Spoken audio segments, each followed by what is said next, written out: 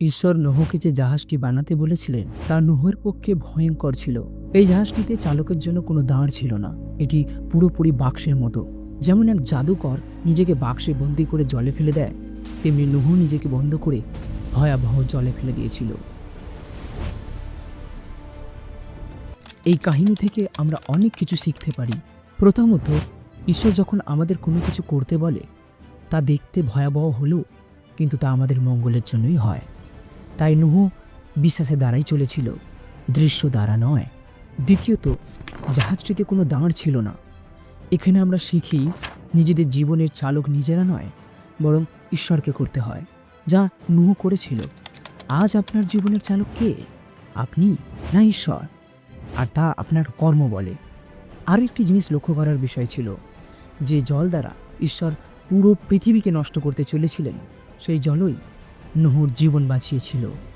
ঈশ্বর নোহকে যে জাহাজটি বানাতে বলেছিল তা বিপর্যয়ে আসার আগে, বিপর্যয় না দেখে নোহ জাহাজটি বানিয়েছিল। কিছু সিমিলার বা একই জিনিস আমি আপনাদের দেখাতে চাই। পুরানো নিয়মে ঈশ্বর নোহকে বলেছিলেন সেই পৃথিবী ধ্বংস হবে, আর নতুন নিয়মে প্রভু যীশু আমাদেরকে বলেছেন এই পৃথিবী নষ্ট হবে। পুরাতন নিয়মে ঈশ্বর নোহকে বলেছিলেন জলের বন্যা আসবে, জল দ্বারা পুরো পৃথিবী নষ্ট হবে। আর নতুন নিয়মে প্রভু যীশু বলেন এই পৃথিবীতে আগুনের বন্যা আসবে, মানে পৃথিবী আগুন দ্বারা ধ্বংস হবে।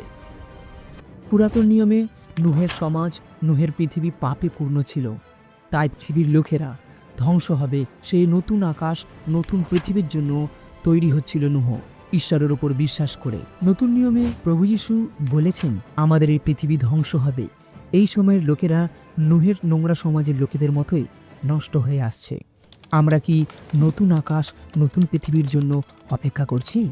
পুরাতন নিয়মে ঈশ্বর নোহের উপর দায়িত্ব দিয়েছিলেন সেই সময়কার দুষ্ট সমাজকে সাবধান করার জন্য, যাতে তারা মন ফেরায় আর পৃথিবীর সাথে ধ্বংস না হয়। নতুন নিয়মে ঈশ্বর আমাদের বলেছেন জগতের কাছে প্রচার করতে, যাতে যারা শুনবে তারা নতুন পৃথিবী, নতুন আকাশ যেন দেখতে পায়। নোহ বিশ্বাসের সাথে, বাধ্যতার সাথে তার কাজ করেছিল। সে তার লোকেদের সাবধান করেছিল। হ্যাঁ, লোকেরা তার কথা শোনেনি, কিন্তু সে তার কাজ করেছিল। আজকের দিনে আমরা কি করি?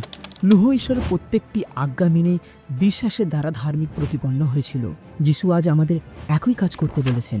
আমরা কি নুগ্গমতো বিশ্বাসের মাধ্যমে ধার্মিক হতে ইচ্ছা করি?